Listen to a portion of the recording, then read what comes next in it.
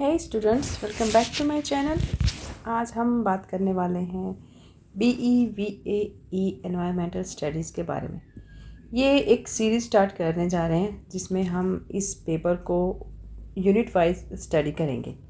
ठीक है, तो सबसे पहले तो मैं आपको बता देती हूँ कि ये जो कंपलसरी कोर्स है AECC वालों के लिए ऑन एनवायरमेंटल स्टडीज़ का ये एग्ज़ाम जो पेपर है, आपका कोर्स जो है, इसको हम स्टडी करेंगे बट यूनिट वाइज। ठीक है, तो इसमें देख लेते हैं क्या क्या सिलेबस होने वाला है आपके लिए और क्या क्या आपको पढ़ना है throughout your programme. Okay, ये आपके होने वाले हैं ब्लॉक्स।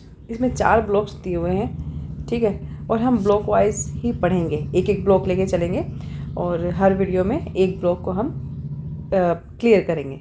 ठीक है, तो यही आज की वीडियो होने वाली है। तो आगे की फर्दर स्टडीज़ के लिए चैनल को सब्सक्राइब कर लेना, लाइक और शेयर भी कर देना। चलिए, तो आज जो हम पढ़ने वाले हैं ना, वो हमारा खाली इंट्रोडक्शन रहेगा आज। ठीक है, हम ब्लॉक 1 पढ़ेंगे जिसमें introduction of environment and environmental studies होती क्या है और क्यों ये पेपर कंपलसरी है और क्यों इस पेपर को आपके कोर्स में इम्प्लीमेंट किया गया है। ठीक है, तो ये हम देख लेते हैं। सो आई होप कि आप सबके पास तो बुक्स आ गई होंगी और बुक से स्टडी स्टार्ट कर देना और असाइनमेंट्स भी बनाए रहे होंगे तुम लोग। ठीक है ना, चलिए, और अगर असाइनमेंट नहीं बने तो यूट्यूब पर चैनल पर प्लेलिस्ट में जाना, उसमें इस सब्जेक्ट पर मैंने वीडियो बना रखी है। 2024 सेशन वालों के लिए भी है और जो 2025 सेशन के बच्चे, दोनों के लिए अलग अलग वीडियो बनाई हुई है, तो आप वो जाके देख लेना। ठीक है, तो देखो, सबसे पहले तो हम देख लेते हैं इसका इंट्रोडक्शन। हम इंट्रोडक्शन पढ़ेंगे थोड़ा सा कि ये कोर्स है क्या, कोर्स के बारे में क्या क्या है। सो जो एनवायरनमेंट है, एनवायरनमेंट आप जानते हो क्या होता है। एनवायरनमेंट वातावरण, पर्यावरण। ठीक है, जहाँ हम रहते हैं, जहाँ हम सांस लेते हैं, ऑक्सीजन मिलती है हमें, जहाँ से हम जितने भी नेचुरल रिसोर्सेज हैं वो हम यूज़ करते हैं, वो हमें नेचर के थ्रू दिए जाते हैं, तो उसी चीज़ के बारे में हम बात करने वाले हैं। सो थोड़ा सा पढ़ लेते हैं। That earth is the only planet in the solar system that supports life. कि अर्थ जो है ना, वो सोलर सिस्टम में एक ऐसा प्लैनेट है जिस पर जीवन संभव है। ठीक है, जहाँ पर लाइफ, जो एक ऐसा सोलर सिस्टम है जो लाइफ को सपोर्ट करती है। लाइफ को सपोर्ट करने वाली क्या क्या चीज़ें होती हैं, क्या मतलब होता है इसका। लाइफ सपोर्ट का मतलब होता है कि वो अर्थ, उस अर्थ पर वो सारी चीज़ें मिलना जिनकी वजह से हम जिंदा रह पाते हैं। सबसे इम्पोर्टेंट क्या होता है, ऑक्सीजन, पेड़ पौधे, पानी, हवा, सनलाइट, खाना, वनस्पति, यही सारी चीज़ें होती है ना।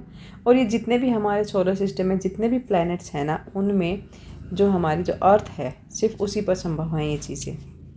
Despite the vastness of the earth, life exists only in a very thin layer of the earth called biosphere। जो ये चीज़ें अभी मैंने बताई हैं ना, कि जितनी भी चीज़ें जो एक लाइफ के लिए हमें एग्जिस्ट करने के लिए ज़रूरी होती है, वो पाई जाती हैं जो हमारी अर्थ की जो लेयर्स होती हैं, उसमें से जो बायोस्फीयर वाली लेयर है, वहाँ पर ये चीज़ें संभव होती हैं। For a long period of time, there has been a symbiotic relationship between human being and nature।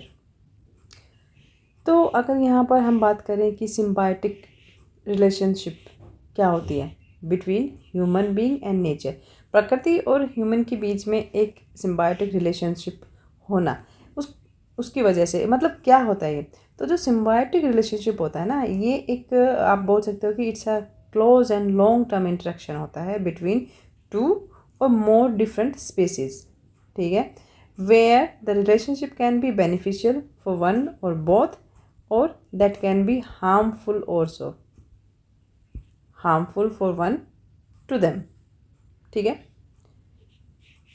चलिए, due to excessive human interference and unsustainable practices, nature में इंसान ने जितना इंटरफेयर किया है, ठीक है, और अनसस्टेनेबल प्रैक्टिसेस जो करी हैं, उसको आप बोल सकते हो जैसे नेचर का दोहन बोलते हैं ना, exploitation.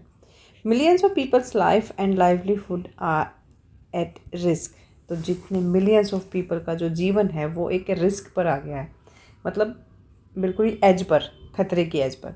Therefore there has been a growing need to create awareness amongst all the stakeholders. ठीक है, इसके साथ साथ जो ये जो चीज़ें हो रही हैं, जो रिस्क तक, जो एक लाइवलीहुड जो एक रिस्क पर आ गई, तो उसके लिए ना एक हमें ज़रूरत है अवेयरनेस की अमंग टू द पीपल और to the stakeholders. Keeping this in view, environmental studies is being introduced as a compulsory course for all the learners at undergraduate level। जो undergraduate level पर जो students हैं उनके लिए ये compulsory course है। This course has 4 blocks। ठीक है, ब्लॉक 1 में है जो हम पढ़ेंगे an introduction to environment and environmental studies के बारे में हम पढ़ने वाले हैं। So today human society is standing at a cross road and searching for the better alternatives for sustainable future earth. That is why there is a necessity that every individual should have awareness and knowledge about the Earth's environmental resources। कि जब हमें ये पता है कि हमें एक sustainable future अर्थ के लिए जब हम लोग इतनी कोशिश कर रहे हैं और वो एक अल्टरनेटिव हम ढूंढ रहे हैं, तो उसके लिए ये ज़रूरी है कि हर इंडिविजुअल को अवेयर होना चाहिए, उसको इस चीज़ की नॉलेज होनी चाहिए अबाउट अर्थ एनवायरमेंटल रिसोर्सेज, कि जो अर्थ के, जो धरती के जो एनवायरमेंटल रिसोर्सेज हैं उनके बारे में उन्हें हमें पता होना चाहिए। ह्यूमन एनवायरमेंटल रिलेशनशिप, ठीक है, अभी हमने पढ़ा था यहाँ पर, यही होता है। सो ह्यूमन और एनवायरमेंट, इन दोनों के बीच का relationship and issues emerging out of human environmental relationship. ठीक है, एक तो ह्यूमन और एनवायरमेंटल का जो रिलेशन है वो, और उसके साथ साथ इन दोनों के बीच के जो इश्यूज़ हैं उनको मर्ज करना, ठीक है, एमर्जिंग करना। This book has made an attempt to establish the importance of symbiotic relationship and the need for sustainable development. Sustainable development पर हमेशा एक क्वेश्चन आता है, इस चीज़ को ध्यान रखना, क्योंकि ये जो क्वेश्चन पेपर होता है जब आप एग्ज़ाम में जाएंगे तो वहाँ पर आपको OMR शीट पर करने को मिलेगा। ठीक है, एक एक नंबर वाले क्वेश्चन होते हैं। सो ये सस्टेनेबल डेवलपमेंट क्या होते हैं, इस पर हमेशा क्वेश्चन पूछा जाता है। This book consist of 3 units. First ये सारा बताया हुआ है, introduction of concept of nature and process of environmental studies है। यूनिट 2 में हम डिस्कस करेंगे about concepts, future, types of functions and ecosystem. 3 में होगा describe about major ecosystem on the earth. ठीक है, ये हम इसमें पढ़ने वाले हैं ब्लॉक 1 में। ब्लॉक 1 में ये 3 यूनिट्स हैं, हम तीनों को कवर करेंगे आज। Got it? चलिए, ये बाकी के सारे जितने भी हैं, ब्लॉक 2 में नेचुरल रिसोर्सेज है, ब्लॉक 3 में environmental and issues and concerns पढ़ेंगे हम लोग। चलिए, तो इसको स्टार्ट कर लेते हैं हम। ये आपका कोर्स है जो आप बुक में भी देख सकते हो। ठीक है, बट हम आज जो पढ़ने वाले हैं वो सिर्फ हम एनवायरमेंटल के बारे में पढ़ेंगे यूनिट 1 में। चलिए, या तो ब्लॉक 1 का इंट्रोडक्शन। अब तुम बोलोगे, अगर तुम्हें लग रहा है कि मैं ये पढ़ूं तो मैं थोड़ा सा इसको पढ़ लेती हूँ, अदरवाइज़ आप नेक्स्ट वीडियो में बता देना मुझे, या इस वीडियो के कमेंट बॉक्स में बता देना कि सीधा हम स्टडी स्टार्ट करना चाहिए या इंट्रोडक्शन वगैरह देख लेना चाहिए कभी कभी। ठीक है, तो आप लोग बता देना। सो ये आप पढ़ लेंगे, इसमें कुछ ज़्यादा इम्पोर्टेंट नहीं, इम्पोर्टेंट तो है बट इतना टफ नहीं है। चलो मैं पढ़ देती हूँ। Earth is the only non planet on the solar system that supports life. ये वही है जो हम ऊपर पढ़ के आए हैं, पूरा पैराग्राफ ना वही है। ठीक है, हम पढ़ते हैं अपने एनवायरनमेंट के बारे में, यूनिट 1। सो यहाँ से यूनिट 1 स्टार्ट हो जाती है। आवर एनवायरनमेंट, इसमें क्या क्या चीज़ें देखने को मिलेंगी हमें? Introduction, concept of environment, components and types of environment. चलिए, ह्यूमन एनवायरमेंटल रिलेशनशिप पढ़ने वाले हैं हम लोग। कॉन्सेप्ट ऑफ सस्टेनेबिलिटी, ये इंपॉर्टेंट टॉपिक है। Multi disciplinary nature of the environmental studies, importance of environmental studies, फिर इसकी समरी, फिर इसके क्वेश्चंस देखेंगे, आंसर्स और फर्दर रीडिंग। Got it? तो यहाँ से हम स्टार्ट कर लेते हैं इंट्रोडक्शन। इंट्रोडक्शन में वही होगा जो हम ऊपर पढ़ के आए हैं अभी। ठीक है, इसको बार बार नहीं पढ़ेंगे हम लोग। बाकी नीचे हैं, आप आएंगे तो यहाँ पर है एक्सपेक्टेड लर्निंग आउटकम्स, कि जो आपने पढ़ा है ना उसमें से जो आउटकम्स क्या आया है कि after completing the study of this unit you should be able to, जब आप ये यूनिट कंप्लीट कर लेंगे ना तो आपको क्या समझ आएगा कि explain the importance of environmental in our life and surroundings.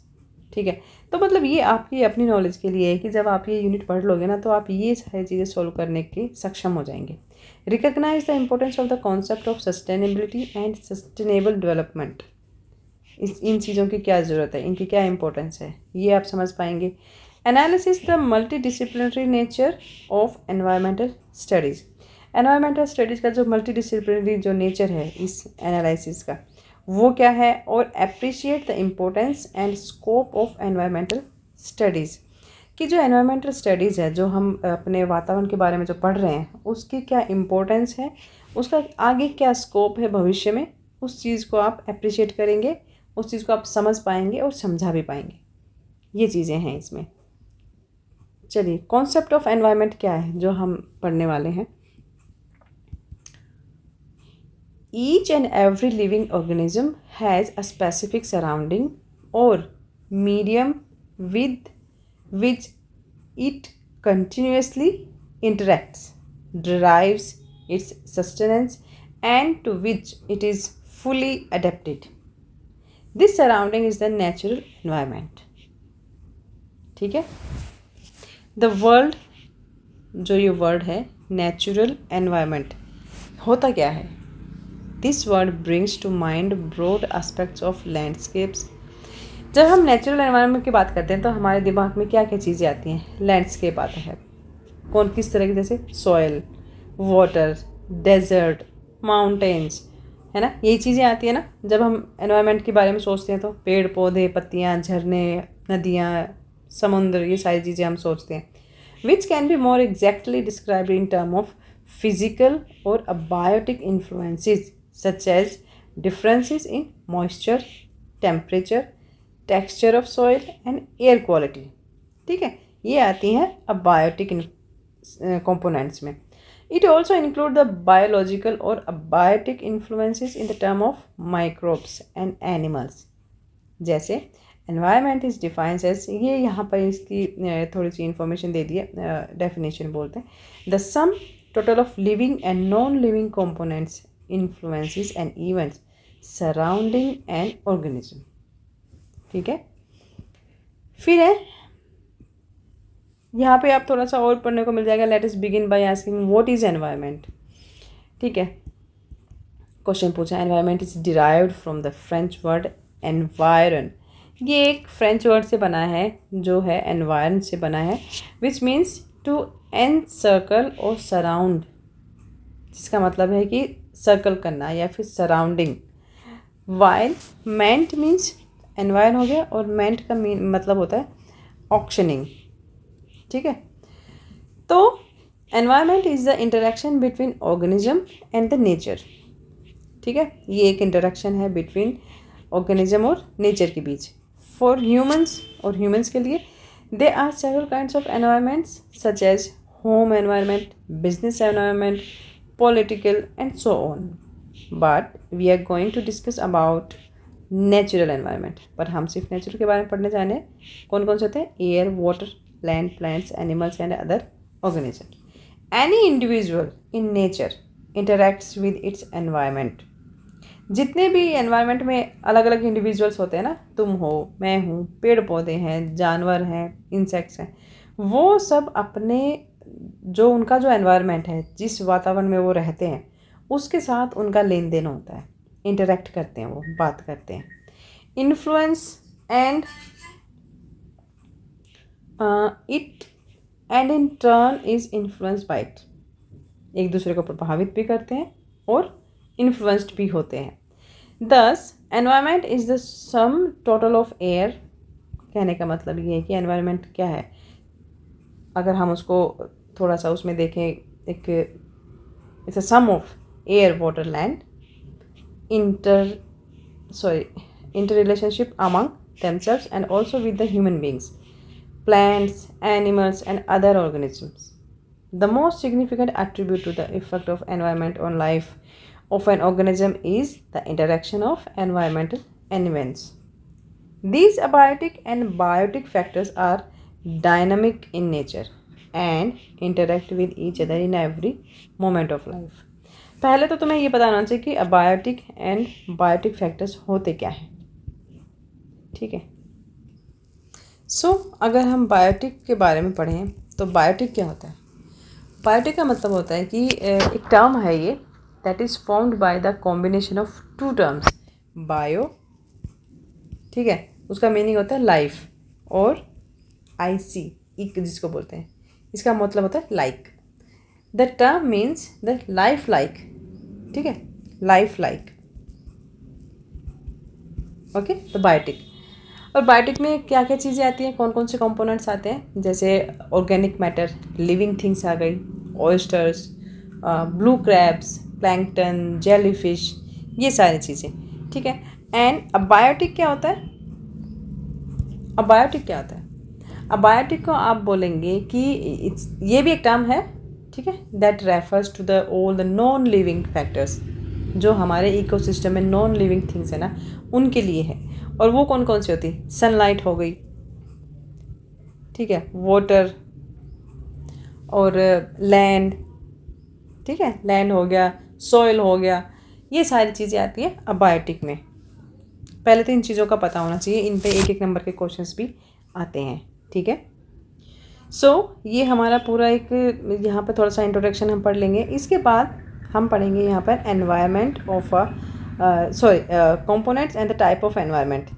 देखो ये जो पिक्चर आप देख रहे हैं ना, इसमें आपको साफ साफ दिख जाएगा कि जो जिन चीज़ों के बारे में हम बात करने वाले हैं वो क्या क्या है।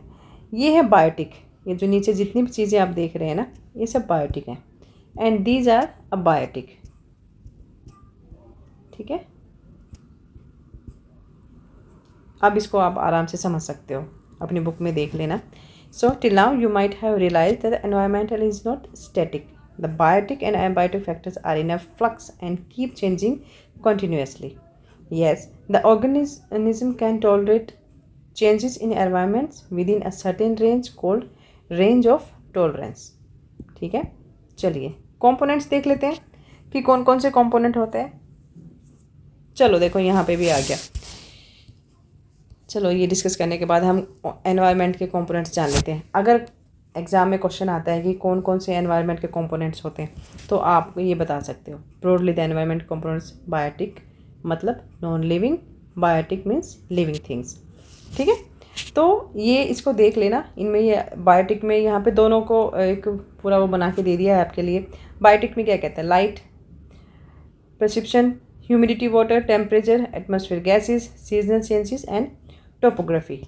बायोटिक में आती हैं plants, animals including humans, parasites, microorganism and decomposers, ये लिविंग थिंग हो गई, ठीक है, ओके। चलिए फिर टाइप्स ऑफ एनवायरनमेंट, अगर आप इसको थोड़ा सा और पढ़ लेंगे, जो फिजिकल कंपोनेंट्स होते हैं वो set of the condition for the survival of the biotic components which is in turn take care of the maintenance of the environment, ठीक है, ये सारा पढ़ लेंगे हम लोग। फिर कितने तरह के एनवायरनमेंट होते हैं, इस पर भी आपसे क्वेश्चन पूछा जा सकता है कि टाइप्स ऑफ एनवायरनमेंट। तो recall the definition of the environment and consider as fish living in a natural pond which we have already discussed, है ना, इन द प्रीवियस सेक्शन, हम ऑलरेडी पढ़ चुके हैं। Its external environment will be the water in the pond which is primarily inhabits. The water would contains nutrients, कि अगर मान लीजिए जो वाटर कंटेंट होते हैं, जो वाटर, तो उसमें क्या क्या चीज़ें होनी चाहिए ताकि वहाँ का जो एनवायरनमेंट है वो उस पानी में रहने वाले जीव जंतुओं के लिए जो है फेमिलियर हो, इम्पोर्टेंट हो। उसमें क्या क्या होना चाहिए, न्यूट्रिएंट्स होने चाहिए, ऑक्सीजन होनी चाहिए and other organism like fish requires to sustain in its life, ताकि जो फिश है वो अपनी लाइफ को सस्टेन कर सके। As opposed to the external environment, ये तो इंटरनल एनवायरनमेंट की बात हो गई, ठीक है। The body cavity with in the fish provides an internal environment, जो फिश की जो अपनी एक इंटरनल एनवायरनमेंट होता है बॉडी का अपना फिश का, तो वो प्रोवाइड करवाता है quite separate from the outside environment. मतलब एक फ़िश के लिए जो फिश का अपने बॉडी का इंटरनल एनवायरनमेंट होता है, उसके अलावा जो बाहर का एनवायरनमेंट होता है उसके लिए, बाहर का क्या मतलब जो पानी के अंदर जो चीज़ें हैं वो सारी चीज़ें जो होती हैं वो एक थोड़ा सा अलग होती हैं। The body surface acts as an exchange barrier between the internal and the external environment of the fish. जो इंटरनल और एक्सटर्नल एनवायरमेंटल जो कंडीशन होती है एक फ़िश के लिए, वो इन दोनों चीज़ों को, दोनों एनवायरनमेंट को एक्सचेंज करता है उसके लिए, उसके बैरियर्स को. Internal environment is relatively stable. Internal जो होता है ये स्टेबल होता है as compare to the external environment. However illness, injury और even environment stress can upset it. ठीक बात है. But when the cause of the disturbance is removed, अगर मान लीजिए जो ये डिस्टर्बेंस वाले जो कारण होते हैं इनको अगर हटा दिया जाए तो जो internal environment comes back to its original condition. ठीक है, तो वो अपने ओरिजिनल कंडीशन में आ जाती हैं. देन द पॉन्ड, अब यहाँ पर पॉन्ड के बारे में जैसे बात कर लेते हैं. Which is a fish inhabited in its natural environment. Pond जो होते हैं ना, वहाँ पर जो फ़िश वगैरह होती हैं, जो पानी वाले जानवर होते हैं, वो अपने नेचुरल एनवायरनमेंट में होते हैं. क्यों? क्योंकि जो पॉन्ड्स होते हैं वो नेचुरली बनाए हुए होते हैं. Inhabits. The abiotic factors of the pond like light. अब जो abiotic factors क्या क्या होते हैं pond के लिए? Like light, temperature होना चाहिए, depth होने चाहिए, nutrients होने चाहिए उसमें, and dissolved gases will provide the life supporting chemical and physical factors for the fish. तो ये सारी चीज़ें जब पानी में डिजोल्व हो जाती हैं उसके बाद विद गैसेस ये प्रोवाइड करवाती हैं जो फिशेस को लाइफ सपोर्ट के लिए केमिकल और फिजिकल फैक्टर्स के साथ. The other living organism inhabiting the pond like bacteria. उसके अलावा पॉन्ड्स में क्या क्या होते हैं? बैक्टीरिया होंगे, insects, worms, molecules, tadpoles, frogs and aquatic vegetation could be food for the fish.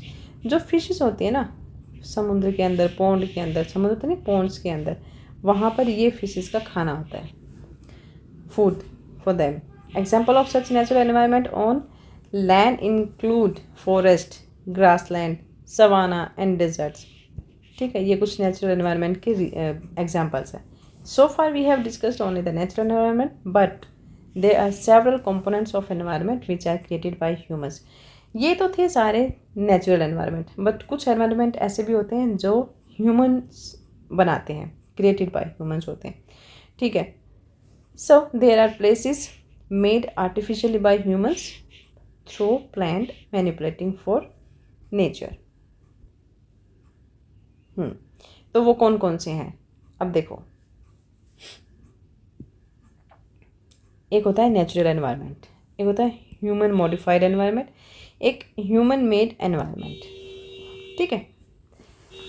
Natural environment में क्या क्या आता है? ओशन, लेक्स, पॉन्ड्स, रिवर, ठीक है, ग्रासलैंड्स, डेजर्ट एक्सेट्रा.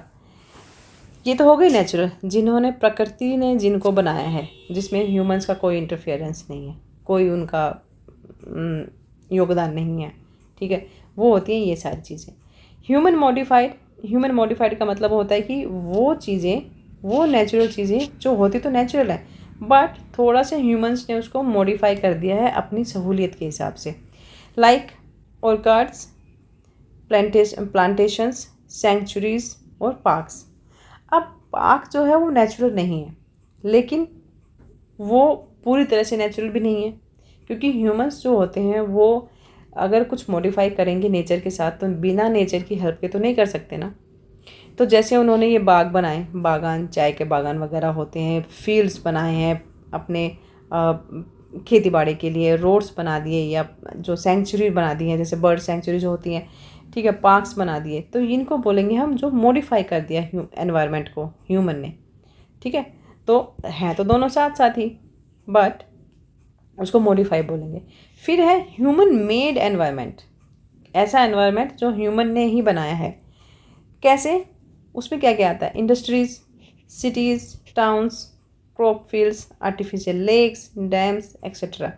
और नेचर का कर दिया बंटा धार, है ना. यही किया है ना हम लोगों ने.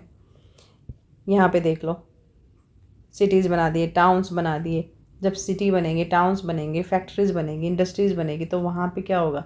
सबसे पहले तो वहाँ की जो ज़मीन है वहाँ से पेड़ पौधे हटाए जाएंगे. और जब पेड़ पौधे हटाए जाते हैं तो खाली उन्हीं चीज़ों को नहीं हटाया जाता, उसके साथ साथ उस ज़मीन में रहने वाले इंसेक्ट, कितने सारे बर्ड्स होते हैं जिनके नेस्ट बने होते हैं जो घर होता है बहुत सारे बर्ड्स का, इंसेक्ट्स का, पशु पक्षियों का, जानवर बैठते हैं वहाँ पर, तो इन सब चीज़ों का क्या होता है, शोषण होता है। तो यही किया है, इसी को बोलते हैं ह्यूमन एनवायरनमेंट। ठीक है, लेक्स बना दी, आर्टिफिशियल लेक्स बना दी, क्रॉप्स के लिए उन्होंने जगहों को यूज़ करना शुरू कर दिया, क्रॉप्स फील्ड बनाने शुरू कर दिए। तो ये कुछ एग्जाम्पल्स थे, अगर एग्ज़ाम में आता है तो आप इस चीज़ को ध्यान रखना। ठीक है, सिग्निफिकेंस, हमारे जीवन में एनवायरनमेंट के लिए के क्या सिग्निफिकेंसेस है, ठीक है, क्या महत्व है।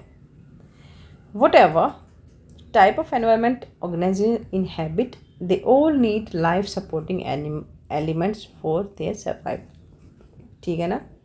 These include air that they breathe. क्यों ज़रूरी है हमारे लिए, क्योंकि हमें क्या मिलती है, हवा मिलती है सांस लेने के लिए, फूड एंड वाटर मिलता है, and the shelter either as natural like caves and trees holes and और as artificial dwellings like houses. ठीक है, कि जो नेचुरल हमें जो शेड बोलते हैं, जिसको एक ड्वेलिंग प्लेस, शेल्टर मिलती है, जैसे पक्षियों के लिए क्या होता है, पेड़ पौधे होते हैं, होल्स होते हैं, वहाँ पर रहते हैं, अलग अलग तरह के पक्षी होते हैं, और ड्वेलिंग्स, घर, घर में तो इंसान रहते हैं ना, ह्यूमंस। तो environment is the only source that provides these life supporting elements. ये सारी चीज़ें मिलती हैं हमें environments. We make use of the land for cultivating crops. फिर हम लैंड को यूज़ करते हैं अपनी खेती बाड़ी के लिए। ठीक है, जो सॉइल है वो प्रोवाइड करवाती है हमें फील्ड्स को, प्लांट्स को, उनकी ग्रोथ के लिए न्यूट्रिएंट्स प्रोवाइड करवाती है। Landform determine the soil type found in any one area and soil itself varies from place to place. हर जगह पर अपनी एक अलग तरह की मिट्टी पाई जाती है। Some soils are rich in nutrients and other are lacking in them. कुछ मिट्टी न्यूट्रिएंट्स से भरपूर होती हैं, कुछ उनमें उन चीज़ों की कमी पाई जाती है। The soil lacking nutrients need the addition of fertilisers. जहाँ पर, ये हम खेती बाड़ी की बात कर रहे हैं, जहाँ पर ऐसी मिट्टी होती है जहाँ पर उस मिट्टी में न्यूट्रिएंट्स की कमी होती है, तो वहाँ पर फर्टिलाइजर्स का यूज़ किया जाता है। Climate and short term water changes are characterised mainly by wind. Okay, climate and short term water changes, कई बार क्या होता है ना कि जो मौसम जैसे बदलता है, तो जब ये चीज़ें, इन चीज़ों का पता कैसे चलता है, वो विंड की वजह से पता चलता है। जैसे वेदर चेंज होगा तो ठंडी हवा हो जाएगी, वेदर दोबारा चेंज होगा, गर्मी आएंगी तो हवाएं गर्म हो जाती हैं। टेम्परेचर से पता चलता है। Pressure and rainfall and are the determined by the properties of the atmosphere. Air in the atmosphere provides living organism. Air में कौन कौन से लिविंग ऑर्गेनिज्म पाए जाते हैं? सबसे इम्पोर्टेंट ऑक्सीजन। विदाउट हम सर्वाइव ही नहीं कर सकते। ठीक है ना। अब इसमें आता है, ये कुछ क्वेश्चंस हैं, इनको खुद से आप ट्राई करने की कोशिश करना। ह्यूमन एनवायरनमेंट रिलेशनशिप क्या होता है, इसके बारे में हम ऊपर पढ़ चुके हैं। इसको आप लोग थोड़ा सा पढ़ लेना, अगर समझ में ना आए तो कमेंट बॉक्स में हम बात कर लेंगे, क्योंकि अगर मैं एक एक चीज़ इसको पढ़ के दिखाऊंगी तो वीडियो बहुत बड़ी हो जाएगी। ठीक है, डिटर्मिनिज्म क्या होता है इसको देख लेते हैं। Determinism, this concept was developed by German geographer Friedrich Ratzel, which was further explained by Ellsworth Huntington. This approach is based on the concept of nature controls human. ये जो थियोरी थी, इसका मतलब था कि जो नेचर है वो ह्यूमंस को कंट्रोल करती है, और अर्थ मेड ह्यूमंस, और जो अर्थ है वो ह्यूमंस को बनाती है। ठीक है, इसको थोड़ा सा पढ़ लेना, इस पर क्वेश्चन आ सकता है। According to this approach human being is largely influenced by nature. हाँ बिल्कुल, ये तो है ही। In fact, the determinism states that human being is subordinate to natural environment because all aspects of human life, such as physical में क्या आता है, health and well-being, social, economic, political, ethical, aesthetic, not only depend on but are dominantly controlled by the physical environment. ठीक है ना, इसमें तो ज़्यादा डिटेल में जाने की ज़रूरत नहीं है, आप लोग समझ सकते हो। इसमें आप थोड़ा पढ़ लेते ना, possibilism, environment and ecological approach क्या होती है, इसको थोड़ा सा देख लेते हैं। So this approach is based upon the basic principle of ecology. Ecology पे डिपेंड है। which is the study of mutual interaction between organism and physical environment on the one hand, and the interaction among the organism on the other hand in a given ecosystem.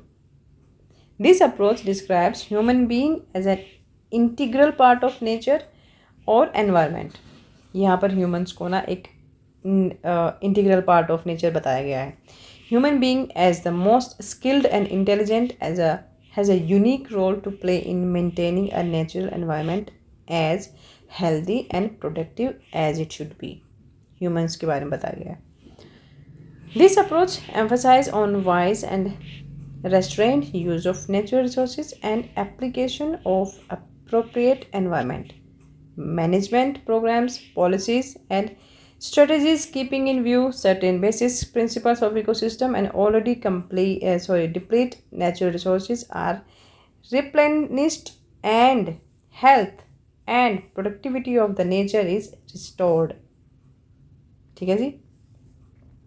जो सबसे important आने वाला है जिस पर हमेशा question पूछे जाते हैं वो ये यूनिट है, ये वाला. ठीक है, इसको देख लेते हैं. The concept of sustainable and sustainability क्या होती है. The concept of sustainable development was formally defined in the report title our common future. ये एक रिपोर्ट पब्लिश हुई थी, आवर कॉमन फ्यूचर. उसमें इस चीज़ के बारे में बात की गई थी. तो इस रिपोर्ट में क्या कहा गया था कि this report was an outcome of deliberation of a group constituted by World Commission on Environment and Development WCED. यहाँ पर ना इनका कई बार जो है वो फुल फॉर्म भी पूछी जा सकती है, तो इन चीज़ों का ध्यान रखना. And chaired by then Norwegian prime minister, जो नॉर्वे के प्राइम मिनिस्टर थे ग्रो हार्मन. इन्होंने इसके बारे में क्या डिफाइन किया है, किस तरह से इन चीज़ों के बारे में बोला है कि meeting the need of present generation without compromising the ability of future generation to meet their own needs. मतलब कि जो फ्यूचर जनरेशन है वो आने वाले जनरेशन के लिए अगर कुछ कॉम्प्रोमाइजिंग एबिलिटीज़ नहीं रखेंगे अपने आप में, मतलब जैसे हम लोग, ठीक है, हम प्रेजेंट की जनरेशन है, अगर हम नेचर के साथ कोई कॉम्प्रोमाइज़ करके नहीं चलेंगे या जो एनवायरनमेंट में जो जो इम्पोर्टेंट चीज़ें हैं जो हमें अभी चाहिए और हम अपनी जो आने वाली पीढ़ियां हैं, जो जनरेशन्स हैं, उनके लिए हम क्या सेव करके जाएंगे, तो उन चीज़ों के बारे में यहाँ पर बात की गई है. This definition of sustainable development initiated a lot of debate. The scientist were of the opinion that the term need and development has not been defined properly in the report. वो कहते हैं कि जो ये रिपोर्ट में need और development जो word use किए गए हैं वो प्रॉपरली डिफाइन नहीं किए गए हैं. नीड जो होती है, need cannot be generalised universally. हाँ ठीक है, क्योंकि एक चीज़ की नीड सबके लिए नीड नहीं हो सकती. It varies from place to place and person to person. या exactly similarly development was also not properly defined. मतलब ये है कि ये जो रिपोर्ट आई थी इसमें नीड, डेवलपमेंट और इन चीज़ों के बारे में ये बोल रहे हैं कि वो ठीक से उनको एक्सप्लेन नहीं किया गया था. चलिए यहाँ पर देख लेते हैं सस्टेनेबिलिटी क्या होते हैं. Sustainability is the capacity to endure. The word sustainability is derived from Latin. ये Latin word sustainer से ली गई. tenure to hold, sus means up. तो ये इसका मीनिंग दिया है बेसिकली कि sustainability refers to a process which can be continued indefinitely without depleting the resources based on which it depends. ठीक है. The concept of sustainable development is now well accepted in international, national, local levels. तो ये जो है sustainable जो development है इस पर हमेशा क्वेश्चन पूछा जाता है, इसको हम अच्छे से कर लेंगे. यहाँ पर ये जो आपका जो ये ग्राफ बनाया हुआ इसमें आप देख लो कि सस्टेनेबल डेवलपमेंट होता क्या है. एनवायरनमेंट, सोशल, इकोनॉमिक, 3 टाइप के होते हैं. एनवायरनमेंट में क्या क्या होते हैं sustainable? Air, land, water, biodiversity, climate, mineral, energy. ठीक है. चलिए अगर हम इसके साथ सोशल को अगर मिक्स कर देते हैं तो waste management, resources management, property rights, ठीक है, food, shelter, clothing, resources, culture, या इकोनॉमिक में ये सारे आ जाएंगे, ठीक है। ये आप देख लेना, नहीं आए तो पूछ लेना आप लोग। चलिए इसमें देख लेते हैं हम और आगे क्या है। Nature, multidisciplinary nature of the environmental studies. यहाँ पर आप देखेंगे तो सस्टेनेबल डेवलपमेंट गोल्स कौन कौन से थे। ये क्वेश्चंस हमेशा आते हैं कि कितने गोल्स थे, ठीक है, और इनमें से कुछ भी पूछा जा सकता है। यहाँ पर तो ये बता दिए हैं कि सस्टेनेबल डेवलपमेंट गोल्स कौन कौन से थे, तो ये तो हैं कि ये वाले थे, लेकिन कई बार इसमें से पूछा जा सकता है कि कौन सा नहीं था, तो ऐसे भी आंसर्स आ जाते हैं, क्वेश्चन पूछे जा सकते हैं। तो ये सारे ये सारे आपको याद होने चाहिए। No poverty, zero hunger, good health and well being, quality education, gender equality, clean water, sustainability, ये सारे आपको याद होने चाहिए। इस पर क्वेश्चन हमेशा आएगा, ध्यान रखना इन चीज़ों का, ठीक है। Importance of the environmental studies, क्यों ज़रूरी है। Environmental issues are the international importance, ठीक है। Emergence of problems at the wake of modernisation and development, explosive increase of population हो गया, ठीक है। Need for an alternative solution, need for wise planning of development, ये सारी चीज़ें हो जाएंगी, ठीक है। इसको आप भी थोड़ा सा पढ़ना, और जहाँ तक अगर कहीं पर अटकते हो, कुछ प्रॉब्लम आती है, तो फिर हम उसको रिवाइज कर लेंगे उस चीज़ को, ठीक है। तो यहाँ पर हमारा ये यूनिट 1 ख़त्म हो जाता है, ठीक है। बेसिकली यहाँ पर ये जो क्वेश्चन था इम्पोर्टेंस ऑफ एनवायरनमेंट, इस पर इतना पूछा नहीं जाता है, बट फॉर योर इंटेलिजेंस आप अपने लिए इसको पढ़ सकते हो, ठीक है। लास्ट में समरी दी हुई है कि जो पूरा हमने पढ़ा है उसमें क्या क्या है, तो अगर समरी देखना चाहो तो समरी भी पढ़ सकते हो, यहाँ पर एक रिवीजन टाइप हो जाएगा, ठीक है। चलो मिलते हैं नेक्स्ट वीडियो में।